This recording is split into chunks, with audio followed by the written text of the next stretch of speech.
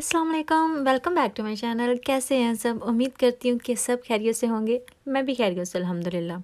मैंने सोचा स्नो तो अब पुरानी भी हो गई है तो मैंने शेयर ही नहीं की। अभी आपके साथ शेयर कर देती हूँ कितने दिन हो गए हैं स्नो को।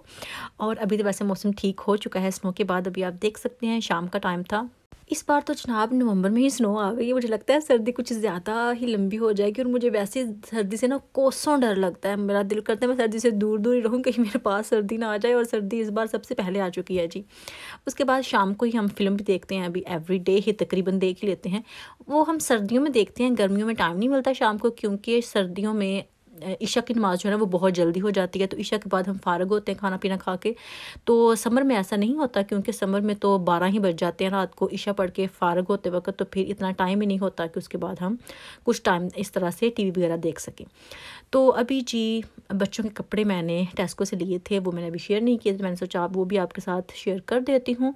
ये मैंने मायमा का लिया था। ये मुझे बहुत ही अच्छी लग रही थी। इसकी जो शर्ट है ना थोड़ी सी लंबी है और अच्छी मुझे इसलिए लग रही थी कि ये फ्लीस की है और सर्दियों में ऐसे ही कपड़े बच्चों के लिए सूट करते हैं।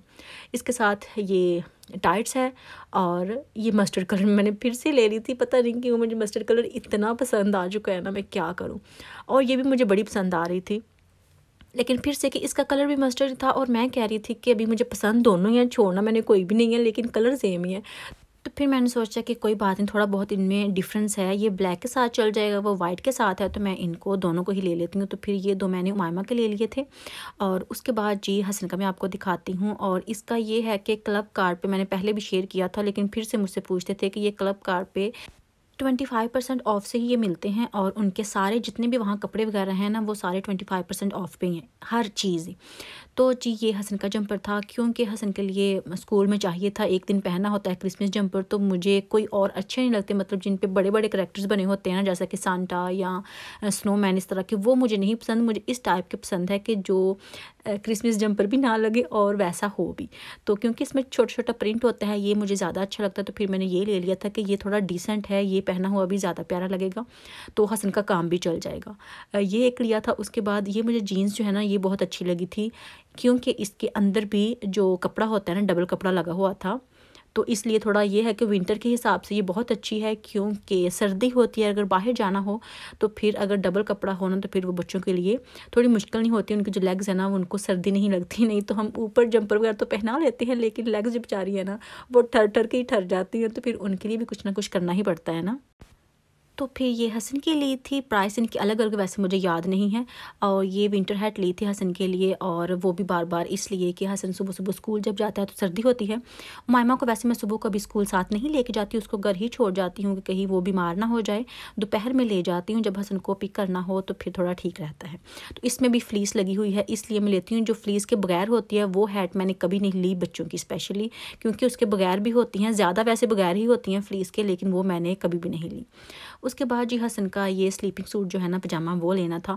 वो भी इसलिए, वैसे उसके पास था लेकिन ये भी स्कूल में ही चाहिए था उनको एक दिन के लिए। तो मैं सोच रही थी कि जो ऑलरेडी पहनता है ना वो स्कूल पहनने के लायक नहीं, मतलब अच्छी चीज़ बच्चे को अगर पहना के भेजें तो वो प्यारी लगती है दिखने में भी।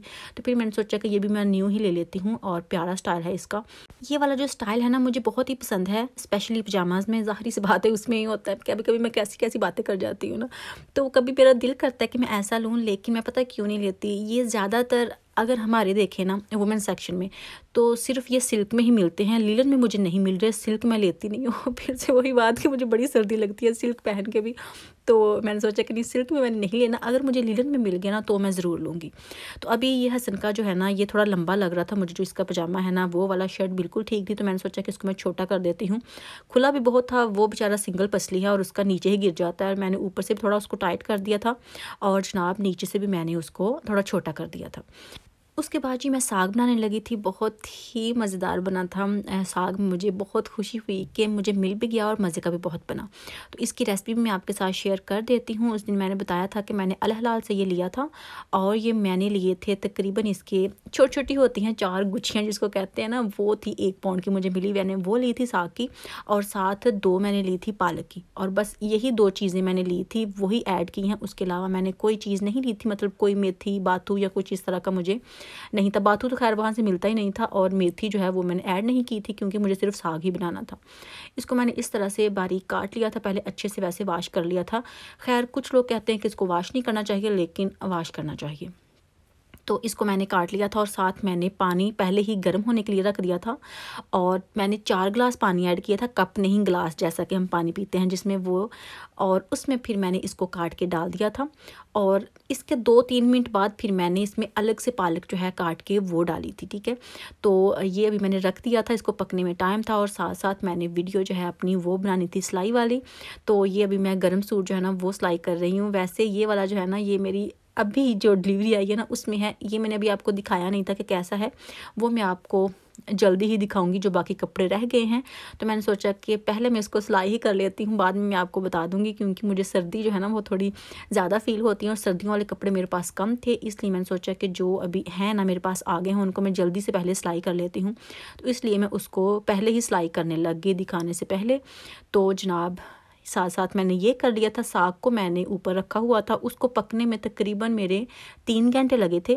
3 घंटे में वो रेडी हो गया था, इससे ज़्यादा टाइम नहीं लगा था। गैस थी इसलिए, वैसे ऐसे जैसा कि पाकिस्तान में होता है नॉर्मल चूल्हा होता है, उसके ऊपर थोड़ा टाइम का वो जो आगे पीछे होता है ना वो हो जाता है कि कभी आंच कम हो जाती है, कभी बेचारी बंद ही हो जाती है, और कभी ज़्यादा हो जाती है।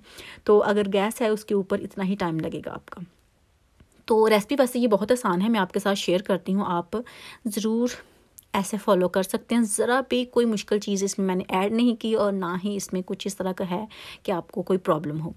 तो जनाब साग को मैं साथ साथ देख रही थी कि वो कितना टाइम ले रहा है गलने में।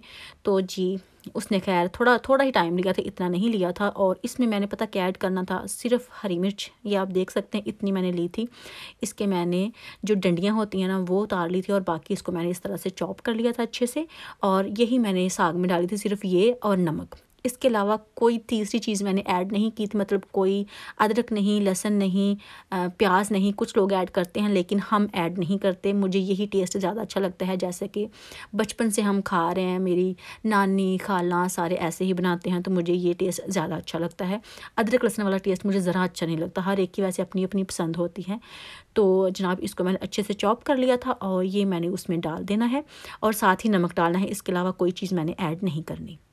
ये नमक और मिर्च भी आप अपने टेस्ट के हिसाब से ऐड कर सकते हैं। ग्रीन चिली इसमें ऐड करेंगे तो ज़्यादा टेस्ट आएगा, बजाय इसकी कि आप इसमें जो लाल मिर्च है वो ऐड करें। ठीक है जी।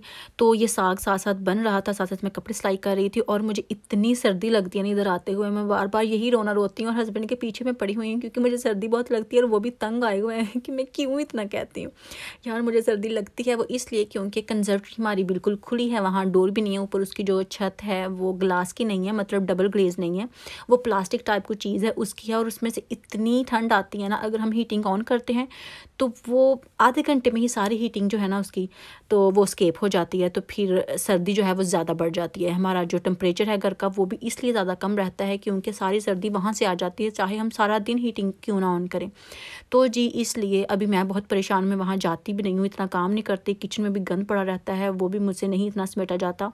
तो अभी मैं पीछे पड़े हुए हैं काफ़ी, हमने जो विंडोज़ वाले हैं ना उनको कॉल की हुई है कि हमें कोड दे दें, क्योंकि हमने वहाँ जो डोर है ना वो लगाना है, और वो भी डबल ग्लेज।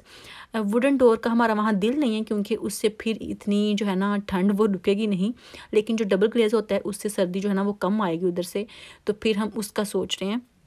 लेकिन इतने एक्सपेंसिव है ना, सच बताऊँ तो आपको, मुझे इतनी हैरत हो रही थी। 2-3 लोगों ने तो वो 2000 पाउंड का बता दिया, और मैं बस गश खा के ना गिरने वाली थी। फिर मैंने सोचा कि नहीं अभी गिरना नहीं है, अभी सर्दी के साथ और लड़ना है।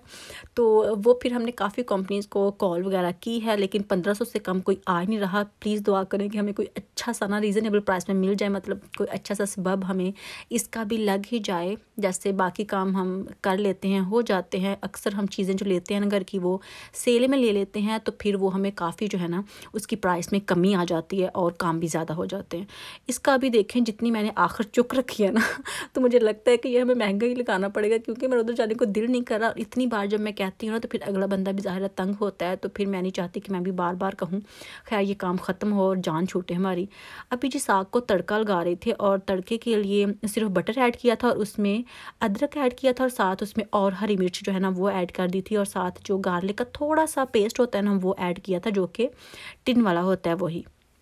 तो इसको अच्छे से भून लिया था और इसमें सिर्फ फिर और नमक ऐड किया था, लाल मिर्च वगैरह नहीं ऐड की थी। और इनको अच्छे से भूनने के बाद फिर इसमें साग जो है ना वो ऐड कर लिया था और बस जी अच्छा खासा बटर डाला था बाद में इसको तड़का लगाने के बाद। यही थी मेरी आज की वीडियो। अगर आपको अच्छी लगे तो लाइक कीजिएगा, शेयर कीजिएगा। फिर मिलेंगे, तब तक के लिए अल्लाह हाफिज़।